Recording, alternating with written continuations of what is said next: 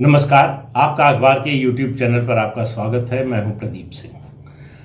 आज बात रविवार के विशेष अंक की, हमेशा की तरह एक नए मुद्दे के साथ, एक नई कहानी के साथ। 6 दिसंबर 1992 को अयोध्या में विवादित ढांचा गिरा दिया गया। 28 साल बाद 30 सितंबर 2020 को सीबीआई की स्पेशल कोर्ट के जज एसके यादव ने अपना फैसला सुनाया इस मामले में। उन्होंने सभी 32 आरोपियों को बरी कर दिया। इसकी बड़ी आलोचना हुई। लेफ्ट लिबरल बिरादरी जो है उसने वो पहले से ही इन आरोपियों को दोषी मानती थी। उसको अदालत से, सबूत से, इन चीज़ों से कोई मतलब नहीं था। उनकी नज़र में वो दोषी थे। लेकिन इस फैसले के बाद जज पर की नीयत पर भी सवाल उठने लगे, उनकी काबिलियत पर सवाल उठने लगे। बहुत से लोगों के मन में सवाल होगा जो ऐसा नहीं मानते थे कि वो दोषी है या जिनको जानकारी नहीं थी, उनके मन में भी सवाल होगा कि आखिर किसी को सज़ा क्यों नहीं मिली, ऐसी क्या वजह हो गई। तो एक बात हम सब लोगों को पता है और ये बात बार बार याद रखनी चाहिए किसी भी मामले में जो अदालत में जाता है।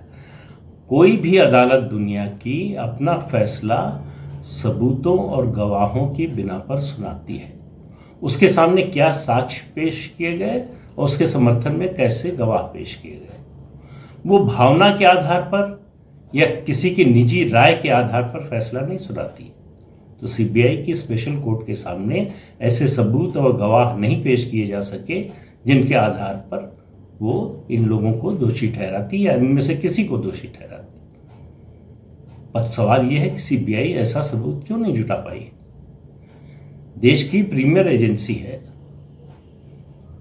उसकी काबिलियत पर शक नहीं है। हमेशा उस पर शक तब होता है जब वो बड़े रसूख वालों के मामलों की जांच करती है। क्या इस मामले में भी ऐसा हुआ? ये सब जानने के लिए आपको 28 साल पीछे चलना पड़ेगा।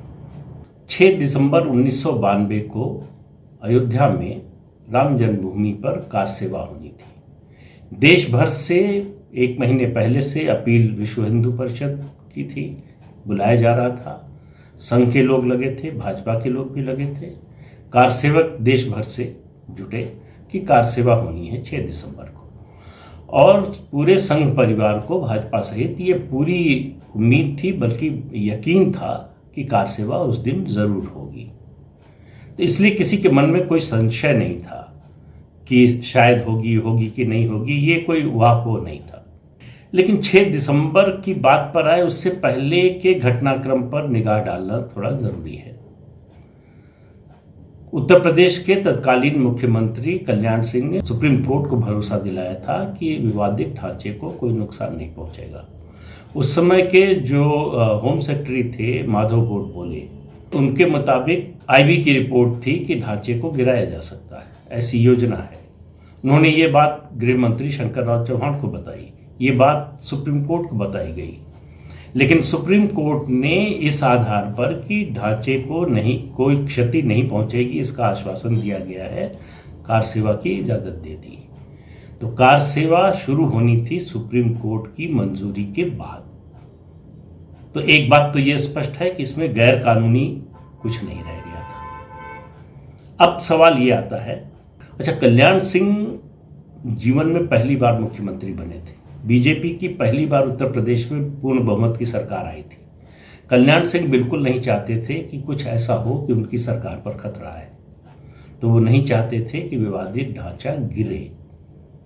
ये बात हालांकि लोग मानने को तैयार नहीं होंगे, जो लोग उनको पहले से दोषी मान चुके हैं, लेकिन ये सच्चाई है कि वो नहीं चाहते थे कि ऐसा कुछ। वो चाहते थे कि कार सेवा शुरू हो, मंदिर निर्माण शुरू हो। उस आंदोलन के वो एक प्रमुख नायक बन गए थे। तो इसलिए ऐसा नहीं कि आंदोलन से उनको कोई जो है ऐतराज था या गुरेज था। किया क्या था कल्याण सिंह ने? क्यों भरोसा था पूरे संघ परिवार को कि उस दिन कार सेवा होगी? उत्तर प्रदेश सरकार ने विवादित भूमिखंड के आसपास की सब जमीन मिलाकर 67.33 एकड़ 67.33 एकड़ जो है जमीन एक्वायर कर लिया, उसका अधिग्रहण कर लिया। इस अधिग्रहण को चुनौती दी गई, दूसरे पक्ष ने चुनौती दी इलाहाबाद हाई कोर्ट में। तो योजना ये थी संघ परिवार की भाजपा सहित, वो ये कि दो स्थितियां हो सकती हैं जिनकी उन्होंने कल्पना की थी, जिसकी तैयारी की थी उन्होंने। या तो इलाहाबाद हाई कोर्ट इस भूमि अधिग्रहण को जायज ठहराएगा, कानूनी ठहराएगा, या कहेगा कि ये गैर कानूनी है, हम इसे रद्द करते हैं। कार सेवा दोनों स्थिति में हो जाएगी। क्यों? अगर भूमि अधिग्रहण को सही ठहराया जाता है तो कार सेवा होने में कोई दिक्कत नहीं थी। अगर इलाहाबाद हाई कोर्ट कहता कि नहीं, ये भूमि अधिग्रहण जो है वो गैर कानूनी है, संविधान सम्मत नहीं है, तो विश्व हिंदू परिषद ने आसपास की जो जमीनें खरीदी थी उन पर कार सेवा शुरू होती। तो कार सेवा तो शुरू होनी थी, सुप्रीम कोर्ट की इजाजत मिल चुकी थी। लेकिन एक तीसरी चीज हो गई जिसकी कल्पना या जिसकी तैयारी संघ परिवार ने नहीं की थी। वो ये कि इलाहाबाद हाई कोर्ट ने सुनवाई तो पूरी हो गई, जजमेंट रिजर्व कर लिया। अब समस्या थी कि अगर ये जजमेंट नहीं आता है तो उससे पहले कुछ करना जो है वो फिर कोर्ट की अवमानना हो जाएगा, क्योंकि सब जुडिस था मामला। तो संघ परिवार के लोग प्रधानमंत्री पीवी नरसिम्हा राव से मिले और कहा कि देखिए, लाखों लोग आ रहे हैं, जुट रहे हैं अयोध्या में कार सेवा के लिए। इलाहाबाद हाई कोर्ट का जजमेंट नहीं आएगा तो दिक्कत हो जाएगी।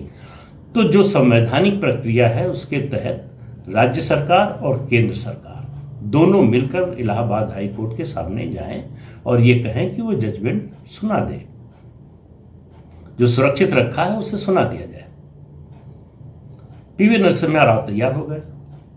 अब बातचीत चलने लगी और बातचीत का स्तर आप ये समझिए कि उस बातचीत में राजेंद्र सिंह, प्रोफेसर राजेंद्र सिंह रज्जू भैया और एचवी शेषाद्री, संघ के दो शीर्षस्थ नेता जो है वो इस बातचीत में शामिल थे। और उनको लग रहा था जिस तरह का प्रधानमंत्री का रवैया है कि प्रधानमंत्री बात मान जाएंगे और ये पहल होगी। लेकिन नरसिम्हा राव के मन में कुछ और चल रहा था। उनको पता था कि जितने लोगों को बुला लिया है संघ परिवार ने कार सेवा के लिए, उनको 6 दिसंबर को ये कहना संभव नहीं रह जाएगा कि अब कार सेवा नहीं होगी, और ये संभाल नहीं पाएंगे। उसके बाद जो होगा, उसके बाद बीजेपी की स्थिति बहुत बुरी हो जाएगी और कांग्रेस के लिए इस मुद्दे से छुटकारे जैसी स्थिति हो जाएगी। अब मैं ये बात किस आधार पर कह रहा हूं, ऐसा नहीं कि मैंने पीवी नरसिम्हा राव का मन पढ़ लिया था। नवंबर के आखिरी हफ्ते में, 1992 की ही बात कर रहा हूं, नवंबर के आखिरी हफ्ते में उत्तर प्रदेश के विधायकों और पदाधिकारियों की एक बड़ी बैठक बुलाई गई। प्रधानमंत्री नरसिम्हा राव ने उसको संबोधित किया, सारी स्थितियां बताई, बहुत सी राजनीतिक बातें बताई। उसके बाद उन्होंने कहा कि मैं ऐसा इंतजाम कर रहा हूं, अगले 2-3 चुनाव आप घर बैठे जीतेंगे। तो उनकी यही योजना थी कि पूरी बीजेपी और आरएसएस और वीएचपी की लीडरशिप 6 दिसंबर को डिस्क्रेडिट हो जाएगी। जो मंदिर के समर्थक हैं, जो कार सेवक हैं, जो लोग आए हैं, जिनकी सहानुभूति है इस आंदोलन से, वो सब बीजेपी और संघ के खिलाफ हो जाएंगे। और चीजें उसी दिशा की ओर बढ़ गई। जब तक संघ परिवार को समझ में आता वीएचपी को कि क्या चाल है कांग्रेस पार्टी की, तब तक देर हो चुकी थी। तो 4 या 5 दिसंबर को, 3 दिसंबर के बाद, 3 दिसंबर को आखिरी बातचीत हुई। उसके बाद बातचीत में जाने से मना कर दिया, समझ गए कि अब कुछ होने वाला नहीं है इस बातचीत से। तो 4 या 5 दिसंबर को वीएचपी की ओर से यह घोषणा की गई कि कार सेवा तो होगी, आप सरयू से एक मुट्ठी बालू लेकर आएंगे और मंदिर निर्माण का संकल्प लेंगे और उसके बाद अपने अपने घर को लौट जाएंगे। कार सेवकों ने विद्रोह कर दिया, कह दिया कि हम इसके लिए नहीं आए थे, ये सांकेतिक कार सेवा के लिए हम इतनी तैयारी से, इतने समय से अपने घर से निकलकर परिवार के लोगों के साथ यहाँ नहीं आए थे। तो कार सेवा तो आज होगी, हर हालत में होगी। उसके बाद जो कुछ हुआ वो आप सबको मालूम है, किस तरह से फिर स्थितियां काबू के बाहर हो गई। लोगों ने गुंबद पर चढ़कर ढांचे को ध्वस्त कर दिया। दोपहर 12:30 बजे ढांचा पूरी तरह से ध्वस्त हो चुका था। अब उस समय जब ये हो रहा था और उस समय भी जब ध्वस्त हो गया, तो कल्याण सिंह सरकार के सामने 2 विकल्प थे। एक, कि वो जो हो रहा है उसको होने दें चुपचाप। दूसरा, कार सेवकों पर गोली चलाए, जो मुलायम सिंह यादव ने 1990 में किया था। कल्याण सिंह ने पहला रास्ता चुना, उन्होंने गोली चलवाने की बजाय जो हो रहा था उसे होने दिया। ये तो कल्याण सिंह का, वीएचपी का और संघ परिवार का बाकी ये हमने बताया। उन दिनों कोई लाइव टीवी कवरेज का जमाना तो था नहीं।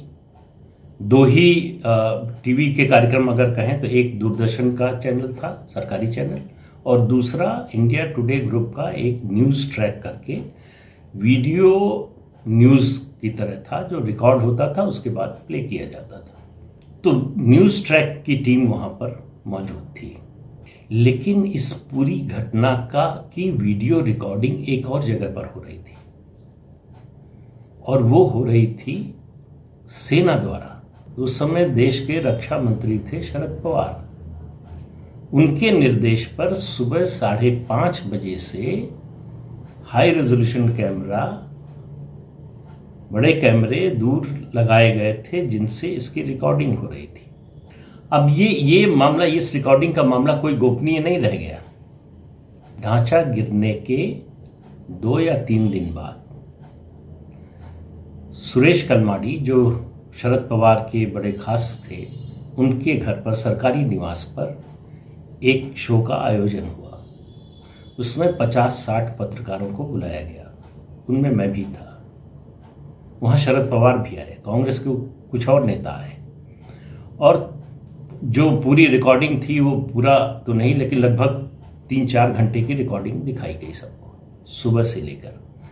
ढांचा गिरने का एक एक दृश्य, एक एक मिनट, एक एक सेकंड की रिकॉर्डिंग उसमें थी। क्या मतलब हुआ उसका? मतलब ये कि भारत सरकार को पता था क्या हो रहा है। उसको अयोध्या से फोन करके पता नहीं करना था, उसको कल्याण सिंह को फोन करके प्रधानमंत्री या प्रधानमंत्री कार्यालय को या गृह मंत्रालय को पता नहीं करना था। उनको पल पल की जानकारी थी कि वहां पर क्या हो रहा है, विवाद ढांचे के पास क्या हो रहा है, कार सेवक क्या कर रहे हैं, इस सब की जानकारी थी। क्या किसी ने रोकने की कोशिश की? इससे पहले भी, मतलब 6 दिसंबर से पहले जब ये कार सेवकों का आना शुरू हुआ था, तो कांग्रेस में कई लोगों की मांग थी कि कल्याण सिंह सरकार को बर्खास्त कर देना चाहिए। इसमें सबसे आगे थे गृह सचिव माधव गोड बोले। उनका मानना था कि सरकार को, राज्य सरकार को बर्खास्त करके राष्ट्रपति शासन लगा देना चाहिए। सबसे ज्यादा उम्मीद थी विरोध करेंगे अर्जुन सिंह। तो जो कांग्रेस की पॉलिटिकल अफेयर्स कमेटी थी, उसकी बैठक में उसके सदस्य नहीं थे अर्जुन सिंह, नरसिम्हा राव ने उनको भी बुला लिया। उस समय जब ये बैठक हुई, नरसिम्हा राव विदेश में थे। तो इस बैठक में ये पूछा गया सारे लोगों से, जो भी सदस्य थे इसके, कि क्या उत्तर प्रदेश में राष्ट्रपति शासन लगा दिया जाना चाहिए। सबने कहा कि नहीं, अभी वो स्थिति नहीं है कि राष्ट्रपति शासन लगाया जाए। बाद में हालांकि सबने दोष दिया कि ये नरसिम्हा राव की गलती है, उन्होंने नहीं लगाया, हम लोग तो कह रहे थे। लेकिन देखिए उसके बाद क्या हुआ। जब ढांचा पूरी तरह से गिर गया, उसके बाद कल्याण सिंह की सरकार को बर्खास्त किया गया। अब उसमें भी बड़ा विवाद है। कल्याण सिंह का कहना है कि मैंने इस्तीफा दे दिया था, और उसके बाद बर्खास्तगी का जो है आदेश जारी हुआ। लेकिन कुल मिलाकर ये हुआ कि कल्याण सिंह की सरकार चली गई।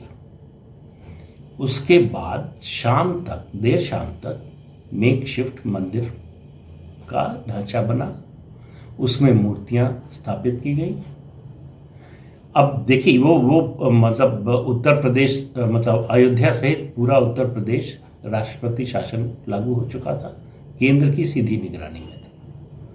कल्याण सिंह की, बीजेपी की या संघ परिवार की कोई भूमिका नहीं थी उस समय। वहाँ जो कुछ हो रहा था उसमें सरकारी कामकाज में बाधा पहुंचाने की कोई कोशिश नहीं हो रही थी, लेकिन किसी ने रोका नहीं इसको। ठीक है, उसके बाद क्या हुआ? उसके बाद रेलवे मंत्रालय ने विशेष ट्रेनें चलाई फैजाबाद अयोध्या से, कि जो जहां जहां से आए हैं लोग वो अपने घरों को लौट जाएं। जो लोग आए थे वो यादगार के रूप में उस ढांचे की एक एक ईंटें, आधी ईंटें लेकर गए। ये कायदे से केस प्रॉपर्टी होना चाहिए था। उसके बाद राज्य सरकार यानी राष्ट्रपति शासन में बसें चलाई गई कि उत्तर प्रदेश में जो लोग अलग अलग जिलों से आए थे उनको घर पहुंचाने के लिए। तो जो लोग दोषी माने जा सकते थे, जिन्होंने वो किया, वो कैमरे पर सबकी शक्ल थी, उनको घर पहुंचाया सरकार ने। अब दबाव जब बढ़ने लगा तब उसके बाद शाम को एफआईआर हुई। ये एफआईआर पूरी तरह से राजनीति से प्रेरित थी। इसका मकसद किसी दोषी को सजा दिलाना नहीं था। अब आप देखिए कि कायदे से होना ये चाहिए था कि जो लोग उसमें वीडियो में दिख रहे थे, पुलिस उनके बयान लेती, उनका जो है उनको या तो गिरफ्तार करती या फिर उनके खिलाफ जो है एफआईआर लिखवाती, उनका नाम पता लेती। ऐसा कुछ नहीं हुआ। जो एफआईआर दर्ज की गई उसमें आरोप लगाया गया कि भाजपा और बीएसपी के नेताओं ने भड़काऊ भाषण दिए, जिसकी वजह से कारसेवक उत्तेजित हो गए और उन्होंने ये किया। दूसरा, ये कहा गया कि ढांचा गिराने का षड्यंत्र पहले से तैयार था, उस षड्यंत्र के तहत ये ढांचा गिराया गया और ये 32 जो लोग हैं आरोपी, इनमें से ये लोग इस षड्यंत्र में शामिल थे। अब आप देखिए कि ये पूरी तरह से राजनीतिक, इस मामले को राजनीतिक रंग देने की कोशिश थी। मैं फिर कह रहा हूं कि किसी की रुचि, जो लोग एफआईआर करवा रहे थे, जो जांच की बात कर रहे थे, सजा दिलाने की बात कर रहे थे, उनमें से किसी की असली दोषियों को पकड़ने की कोई कोशिश नहीं थी। वैसे भी किसी भी मामले में, इसी मामले की नहीं, किसी भी मामले में 120B जो आपराधिक षड्यंत्र की धारा है, उसको साबित करना बड़ा मुश्किल होता है। और इस मामले में तो जिन लोगों के खिलाफ आरोप लगाया गया, जिन लोगों के खिलाफ एफआईआर हुई, उनके खिलाफ कोई सबूत नहीं था। सीबीआई ने, अखबारों की कतरनें, वहाँ मौजूद कई जो जर्नलिस्ट थे उनके बयान और जो भी वीडियो एविडेंस था उसको दिखाया, लेकिन उसमें से कहीं ये साबित नहीं हुआ कि ये लोग भीड़ को उकसा रहे थे, कारसेवकों को उकसा रहे थे। बल्कि उसके उलट कई नेताओं का उनको रोकने की कोशिश करते हुए बयान जरूर है। षड्यंत्र कैसे हुआ, इसके लिए एकमात्र जो सबूत के तौर पर पेश किया गया कि उमा भारती बहुत खुश हो गई थी और उछलकर वो डॉक्टर मुरली मनोहर जोशी के गले लग गई। तो ये खुशी जाहिर की, इसका मतलब उन लोगों का षड्यंत्र था पहले से और वो षड्यंत्र सफल हो गया, इसलिए वो खुशी का इजहार कर रही थी। तो माननीय न्यायाधीश एसके यादव ने अपने फैसले में क्या कहा? उन्होंने कहा कि इस मामले में कोई षड्यंत्र था ही नहीं, और अगर षड्यंत्र कोई था तो ये आरोपी उसमें शामिल नहीं थे या इनको उसकी जानकारी नहीं थी। अब सीबीआई अगर कोई सबूत नहीं पेश कर पाई, आप याद रखिए 1992 से 1998 6 साल गैर भाजपा सरकार रही। उसके बाद 6 साल अटल बिहारी वाजपेयी प्रधानमंत्री रहे, उनकी सरकार रही। उस दौरान बार बार आरोप लगता रहा कि ये केस विड्रॉ कर लेंगे, केस को दबा रहे हैं, केस को जो है वो कमज़ोर कर रहे हैं, इस तरह के राजनीतिक आरोप लगते रहे। लेकिन उसके बाद 10 साल तक डॉक्टर मनमोहन सिंह प्रधानमंत्री रहे, कांग्रेस की सरकार रही, यूपीए की सरकार रही। तो अगर वो सचमुच गंभीर थी तो उस समय तो कुछ होना चाहिए था। दरअसल जिन लोगों को अभियुक्त बनाया गया उनका कोई दोष था नहीं, उनके खिलाफ कोई सबूत था नहीं, इसलिए अदालत को उनको बरी करना पड़ा। ऐसा नहीं है कि जज ने कोई बेईमानी की, न्यायाधीश ने कोई बेईमानी की या वो बीजेपी के पक्ष में चले गए, फलाने के पक्ष में चले गए, ऐसा कुछ भी नहीं हुआ। फिर कह रहा हूं कि अदालत सजा तभी दे सकती है जब अभियुक्त के खिलाफ कोई प्रमाण हो, गवाही हो। ऐसा कुछ भी इस पूरे मुकदमे में नहीं मिला। तो 28 साल लगे इस बात का फैसला आने में। ये एक बात और बताता है कि हमारे देश का इन्वेस्टिगेशन कैसा है और न्याय प्रणाली कैसी है। 28 साल तक आप सोचिए, जिन लोगों का कोई दोष नहीं था वो आरोप के साए में जीते रहे। इसके लिए जिम्मेदार कौन है? जिन लोगों ने आरोप लगाए, जिन्होंने पहले से ही उनको दोषी ठहरा दिया था, उनके खिलाफ कुछ क्या होना चाहिए? या वो क्या कभी रुककर सोचेंगे कि उन्होंने ये गलत किया? कभी नहीं सोचेंगे। वो तो ये मानते हैं कि ये बेईमानी हुई, ये गलत फैसला आया है, ये दरअसल दोषी थे। लेकिन हमको आपको तो सोचना चाहिए, जो लोग अदालत में, न्याय व्यवस्था में यकीन करते हैं, जो सबूत और गवाहों के आधार पर दिए गए फैसलों पर यकीन करते हैं, उनको सोचना चाहिए कि ये क्यों हुआ। तो इसका एक ही कारण समझ में आता है, और वो ये है कि जो इस तरह का विमर्श खड़ा करते हैं, सच को झूठ के रूप में पेश करने का, वो चाहे इतिहास लेखन का मामला हो, चाहे पूरे अयोध्या आंदोलन के खिलाफ विमर्श खड़ा करने का मामला हो, वो कामयाब रहे। उनकी ताकत का हमें अंदाजा नहीं है कि वो इतने ताकतवर हैं कि वो झूठ को सच के रूप में पेश कर देते हैं, और हम इतने कमजोर हैं कि सच को सच साबित करने में भी हमको संकोच होता है, उसके साथ खड़े होने से डरते हैं। उनके झूठ के आगे हम जो है भयभीत नजर आते हैं, इसलिए वो कामयाब होते हैं। जो भी इस देश की न्याय व्यवस्था में, सबूतों में, सत्य पर यकीन करता है, उसे इस फैसले पर यकीन होगा। जो ये नाटक कर रहे हैं, ये दिखावा कर रहे हैं कि उनको बड़ा आश्चर्य हुआ है इस फैसले से, आप मान कर चलिए कि या तो वो नासमझी का नाटक कर रहे हैं, या फिर वो इस पूरे षड्यंत्र का हिस्सा रहे हैं। ये आप समझ कर चलिए कि सच के साथ खड़े होने की ताकत जुटानी होगी। झूठ का जो विमर्श खड़ा किया जाता है, उसका विरोध करने की ताकत जुटानी होगी। तभी ये विमर्श बदल सकता है, तभी ये परिस्थिति बदल सकती है। आज के अंक में इतना ही। अगले अंक में फिर मिलेंगे किसी नए मुद्दे के साथ। तब तक के लिए इजाजत दीजिए। नमस्कार। और जाते जाते आपको याद दिला दें कि ये चैनल देखिए, शेयर कीजिए और सब्सक्राइब जरूर कीजिए। नमस्कार।